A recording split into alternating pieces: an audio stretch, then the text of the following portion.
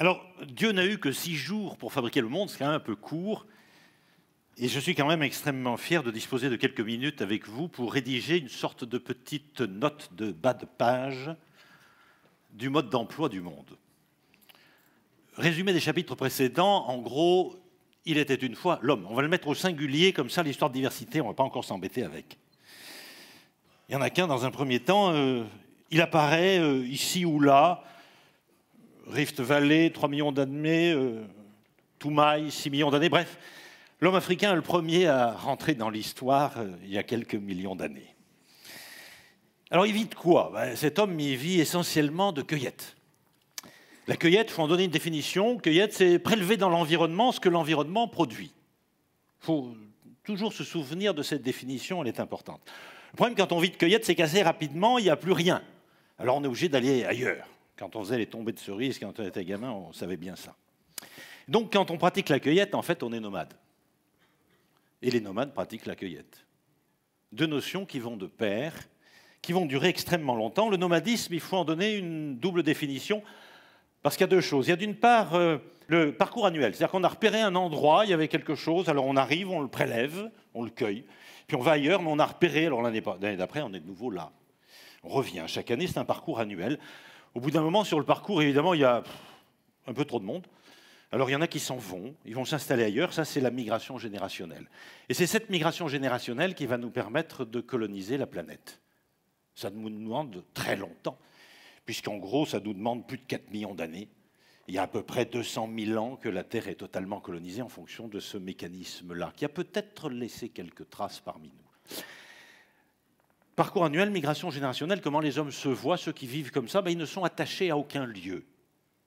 Alors quand un homme est attaché à aucun lieu, comment est-ce qu'il se perçoit? Probablement avec un très profond sentiment de liberté. N'essayez pas de savoir si c'est vrai ou pas. Il se perçoit comme libre. Et l'homme vit comme ça, cueillette, nomadisme, liberté. Ça a duré très longtemps, il a colonisé la planète. Voilà. Et puis, récemment, hier matin, il est arrivé un truc tout à fait bizarre. 7000 ans, hier matin, hein. C'est qu'il y a un refroidissement climatique qui a commencé un peu plus tôt et qui a contraint un certain nombre de nomades à trouver refuge, du fait de la désertification du nord du plateau anatolien, dans ce petit lac qui est situé ici, 160 mètres en dessous du niveau de la Méditerranée. Alors ils sont obligés d'être là parce qu'ils ne peuvent plus nomadiser, il n'y a plus rien. Et avec l'eau douce de ce lac, ils inventent successivement un certain nombre de petits trucs, des détails, quoi. Du genre, je mets des graines en terre, je mets de l'eau, ça pousse, on invente l'agriculture. Simplement, on invente l'agriculture parce qu'on ne pouvait plus bouger, mais du fait qu'on a inventé l'agriculture, on ne peut plus bouger. Alors ça s'appelle la sédentarité. Et puis ça ne suffit pas, parce qu'une fois qu'on a inventé l'agriculture, on ne bouge plus, on a mis des graines, ça pousse, tout ça très bien, puis on arrive un beau matin, on s'aperçoit qu'il y a plein de mauvaises herbes qui sont venues là. Ils ont été obligés d'inventer un truc absolument épouvantable, qui a ruiné toutes les perspectives. Le truc infecte le travail. C'est là que ça tourne mal. Jusque-là, en gros, ça allait bien. Et puis ça a merdé. Un beau jour, les mecs inventent le travail. Quelle idée bizarre. Et non seulement ils inventent le travail, mais après ils vont se pioter, ils reviennent le matin, les animaux sont passés, ils ont ravagé tout, alors ils sont obligés de protéger, alors ils inventent la clôture, c'est-à-dire la propriété. Alors il y a seulement 9000 ans, hier matin, les mecs ils ont inventé ça, quoi. Ils auraient mieux fait de rester couchés peut-être, mais bon, ils ont inventé ça. Agriculture, sédentarité, travail et propriété. Ça dure à peu près 14 siècles comme ça, sans que ça bouge vraiment. Et puis vers 5006, le climat se réchauffe un peu. Et comme il se réchauffe, les glaciers fondent. Les glaciers fondent, les mers montent. Et comme les mers montent, à l'occasion probablement d'un tremblement de terre, il va y avoir un petit débordement là, qui va se faire du côté du Bosphore. Et puis l'eau va se déverser comme ça, en utilisant une fracture, et elle va se déverser dans ce petit lac en créant au passage le Bosphore et la mer Noire finalement, mais surtout ça va provoquer une inondation considérable autour de ce petit lac où il y a les hommes qui sont là tranquillement à faire pousser ce qu'ils peuvent. Alors les premiers foutent le camp parce que l'eau monte, 10 cm par jour, pas pendant 2 jours, 2 semaines, non, pendant 2 ans. 10 cm par jour pendant 2 ans, alors la plupart ils se tirent bien sûr, qu'est-ce que vous voulez qu'ils fassent? Et puis on sait maintenant, parce qu'on a trouvé des preuves, qu'il y en a certains qui prennent quand même un peu de temps, parce qu'ils ont des trucs à sauver. Alors ils construisent l'un ou l'autre bateau sur lequel ils mettent tout ce qu'ils possèdent. Leurs semences, leur bétail. Et ça a donné une belle histoire. Parce que cette eau monte, ça les choque terriblement. L'eau qui était douce devient salée, ça veut dire que les poissons changent, comme les poissons changent, les oiseaux changent, comme les oiseaux changent, les prédateurs des oiseaux changent. Bref, le monde change complètement et cette eau qui monte va fabriquer chez eux évidemment une histoire tout à fait terrible qui est parvenue jusqu'à nous aujourd'hui. Noé, bien sûr. Noé, c'est une histoire intéressante. Pourquoi? Parce que c'est le seul mythe universel. Aujourd'hui, on parle de diversité. Je vous signale que Noé est le seul mythe que tous les peuples du monde racontent. Absolument tous. Ça veut dire quoi? Ça veut dire probablement que le jour où l'événement est arrivé qui a donné lieu à cette histoire-là, la diversité culturelle ne va pas être bien grande, sinon la moitié des hommes ne raconteraient pas Noé. Donc on a une espèce de point zéro de la diversification à ce moment-là. Alors cette eau a monté, finalement l'eau s'est stabilisée, ça s'appelle maintenant la mer Noire, n'est-ce pas? Et puis, ils reprennent pied autour, ils descendent de leur bateau, ils se réinstallent, et quand un sédentaire arrive, il s'installe quelque part, il a une manie bizarre, il met des clôtures. Alors les clôtures, pour lui, ça délimite sa propriété, bien sûr, mais pour l'autre, celui qui est déjà là, celui qui est le nomade, l'autre. N'oubliez jamais, c'est le sédentaire qui vient s'installer chez les nomades. Hein. C'est ça l'histoire. Alors il met des clôtures, et le nomade, il n'est pas content. Alors comme il pense à sa liberté, il arrache les clôtures. Commence alors le premier grand conflit de l'histoire des hommes, le premier grand conflit culturel, la liberté du nomade contre la propriété du sédentaire. C'est une histoire qui est absolument invariante, elle est intacte, elle est parvenue jusqu'à nos jours, aujourd'hui. Et c'est une histoire qui nous a beaucoup, beaucoup touchés, bien sûr. Ces deux faux frères qui se mettent sur la gueule, l'un au nom de sa propriété, l'autre au nom de sa liberté. Puis il y en a un qui finit même par tuer l'autre. Ça a donné lieu à une autre très belle histoire, bien sûr. Caïn et Abel. Très jolie métaphore de l'invention de l'agriculture. Et donc, on sait que l'agriculteur, il gagne. Il gagne pourquoi? Parce qu'il nourrit plus de monde par unité de surface. Alors, il va finir par tuer l'autre, plus ou moins. Pas tous, mais il y mettra quand même du sien. Évidemment, à dater de ce jour, il y a dans le monde des nomades et des sédentaires, deux façons de vivre. C'est le début de la diversité. Hein. Et on va commencer à se mettre sur la gueule parce que l'autre, il n'est pas bien, il ne fait pas comme moi. C'est le principe, hein, c'est toujours l'autre qui ne fait pas bien. Nous, on est un homme normal, mais l'autre, il est bizarre. Vous avez remarqué sur l'autre. Aujourd'hui, qui porte cette histoire-là? Aujourd'hui, ce sont des peuples qui ont quitté l'Inde au IXe siècle, après Jésus-Christ. On reste encore, c'est vraiment une histoire très récente, ça c'est ce matin, IXe siècle, après Jésus-Christ. Hein. C'est les Roms et les Manouches.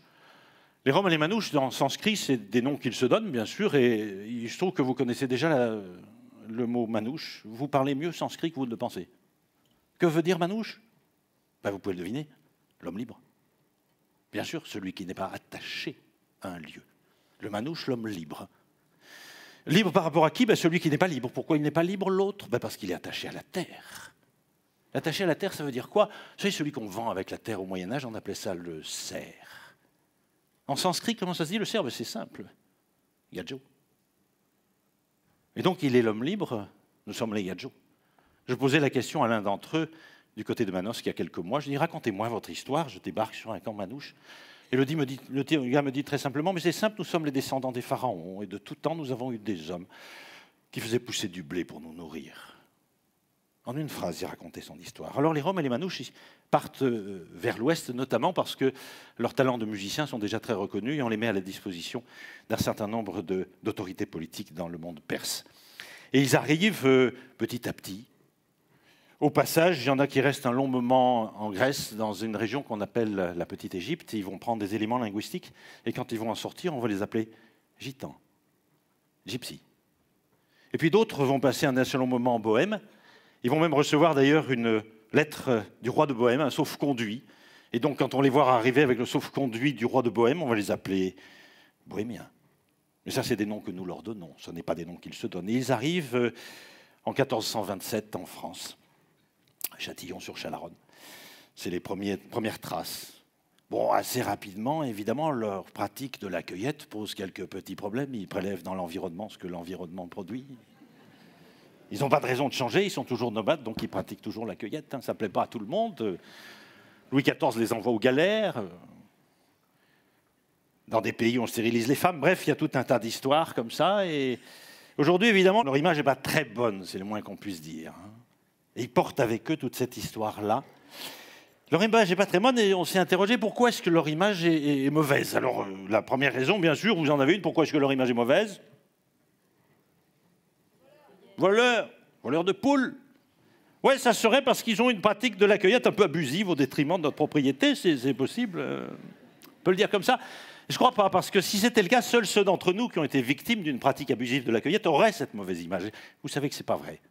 Puisque même ceux d'entre vous qui n'ont jamais échangé avec des manouches, qui n'ont jamais été victimes d'une pratique abusive de la cueillette, ont quand même la mauvaise image. Alors, la raison de cette mauvaise image, il faut aller la chercher ailleurs. Ailleurs ou peut-être avant. Qu'est-ce qu'on leur reproche? Ben, regardons bien comment ça commence cette histoire. Nos ancêtres ont été obligés d'inventer le travail. Ça ne s'est pas fait tout seul. On a appelé ça travail. Ça vient du latin tripalium, le triple pal, un instrument de torture réservé aux esclaves. Les esclaves, en sanskrit, ça se dit gadjo. Jamais oublié. Alors on a dû s'y mettre, on n'avait pas le choix, ça ne nous a pas amusé du tout, mais bon, il fallait qu'on le fasse. Si au moins tout le monde jouait le jeu. Mais avoir sous les yeux les gens qui nous rappellent sans arrêt le monde auquel on a renoncé, ça nous énerve. C'est pour ça qu'on ne les aime pas bien, parce qu'ils nous rappellent sans arrêt qu'avant, on ne travaillait pas. D'ailleurs, quand on a inventé le travail, on en a fait toute une histoire. Puisqu'assez rapidement, on s'est mis à parler à nos enfants avec nostalgie. De l'époque pas si lointaine, on vivait sous les arbres, on décrochait des pommes. Ça avait donné lieu aussi à une belle histoire. Alors évidemment, les Roms et les Manouches, ils portent tout ça. Et aujourd'hui, on se dit, mais qu'est-ce qu'on va faire avec eux? Alors il y a une directive officielle qui est donnée par l'administration, j'ai un peu travaillé avec la gendarmerie nationale, qui a un nom pour désigner les gens du voyage. C'est un nom administratif récent, celui-là. La gendarmerie utilise un autre terme, c'est un acronyme MENS, M-E-N-S. Non, ce n'est pas du mauvais anglais. Ça veut dire minorité ethnique non encore sédentarisée. Tout étant bien sûr dans le non encore. Donc on en rêve avec une espèce d'idée extrêmement simple. Il faut essayer sédentariser parce que c'est un mode de vie qui n'est pas du tout adapté à notre époque. Je trouve que l'argument est extraordinaire. Supprimons tout ce qui n'est pas adapté à notre époque. Hein, c'est vrai. Le Colisée à Rome. Vous avez essayé de chauffer le Colisée, vous? C'est nul. Rasez-moi tout ça, faites un parking supermarché. Ça, c'est adapté à notre époque. On pourrait faire comme ça avec ce genre de raisonnement. Supprimer tout ce qui n'est pas adapté à notre époque. Donc on voit bien que c'est complètement idiot et qu'il faut raisonner autrement. Comment organiser la cohabitation entre nomades et sédentaires? Bien sûr. Alors à ce moment-là, pour reposer la question autrement, nous avons probablement besoin des nomades, d'abord pour une raison d'ordre mythique quasiment. Leurs chiffres ne baissent pas, toujours 300 000 quoi qu'on fasse, parce que probablement c'est le nombre minimum dont nous avons besoin pour garder une trace de notre histoire. Et ensuite, on a deux autres pistes. Une première piste tout à fait importante. Est-ce que, par hasard, dans notre société, nous n'aurions pas besoin de cueilleurs temporaires? Bah oui. Alors, cueilleur temporaire, ça s'appelle évidemment un saisonnier. Alors ça, maintenant, j'incite en disant une piste, mais ce n'est pas une piste, c'est fait. Le fameux champagne dont on nous vantait les mérites en début de séquence, mais que nous n'avons pas vu tout à l'heure, je le signale au passage quand même, il a été vendangé essentiellement par des manouches, je vous le signale. Et vous savez, pourtant, il est très bon, hein? C'est marrant. Bon. Donc ça, c'est un premier travail qui est fait maintenant. On cesse d'aller chercher des sédentaires à l'autre bout du monde pour leur faire un travail de cueillette qui n'est pas le leur avant de regretter de ne pas pouvoir les renvoyer chez eux parce qu'ils ne veulent pas rentrer. C'est comme ça qu'on a fait pendant 40 ans. On a fini par comprendre qu'il suffisait de demander à des cueilleurs professionnels de venir nous aider à le faire. Et puis ensuite, ils iraient ailleurs. D'ailleurs, ils rêvent d'aller ailleurs après, donc ça va très bien. Et du coup, pratiquant une cueillette licite, il n'aurait plus nécessaire de pratiquer une cueillette illicite. Et tout rentre dans l'ordre. Ça, c'est la première piste, elle marche déjà bien. Il y a une deuxième qui ne marche pas encore, mais je compte sur vous, à partir de demain, ça va marcher. Nous sommes parfois contactés par des collectivités locales qui viennent nous voir avec une mine de 3 pieds de long en disant « Écoutez, on a un très très gros problème, c'est qu'on a un problème avec les gens du voyage. Qu'est-ce qui se passe? Quel problème ?» Mais écoutez, me dit-on, pourtant, on a respecté la loi Besson et on a mis en place des terrains d'accueil pour les gens du voyage. Ah oui, et alors, qu'est-ce qui se passe?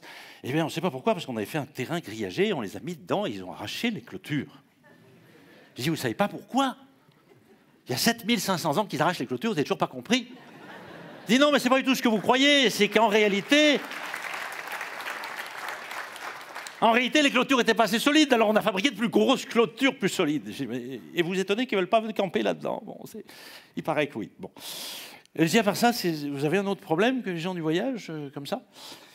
Et les gens disent oui, ben, effectivement, on en a un autre, mais ça ne vous regarde pas, ce n'est pas dans le domaine culturel. Et je dis à tout hasard, dites-moi, c'est quoi ça? Ben, on a un problème, c'est qu'on a toutes les peines du monde à développer et mettre en place dans nos communes les filières de tri sélectif parce qu'on ne trouve pas de main-d'œuvre. Vous cherchez des trieurs professionnels? J'en connais. Il y en a à peu près 300 000 en France, ils cherchent du boulot. Ils ne sont pas très loin d'ailleurs, hein, vous pouvez leur demander. Ils font ça très bien. Ils savent distinguer le cuivre du zinc du plomb et le PVC du PET dès l'âge de 5 ans. Pas besoin de les former. Hein. Et on pourrait peut-être à ce moment-là quand même imaginer une idée simple, c'est que notre avenir à nous, l'avenir de notre économie, c'est quoi? Mais on en parle déjà depuis ce matin, mon prédécesseur en parlait. Notre avenir, c'est quoi? Mais c'est une économie verte, c'est une économie notamment du recyclage. Alors pour développer les économies du recyclage, eh bien allons exploiter les compétences extraordinaires des nomades, qui savent faire ça de tout temps, qui vivent de ça de tout temps, et qui ont un savoir-faire extraordinaire. Ce qui nous permettrait à ce moment-là de développer l'économie verte, l'économie du recyclage, l'ensemble de tout ce qu'on pourrait appeler le développement durable, en exploitant ô combien les savoir-faire des nomades, c'est-à-dire que l'économie de demain pourrait se développer en valorisant la culture des premiers porteurs de la culture des hommes. Ça ramènerait peut-être un peu de sens dans notre histoire. Merci.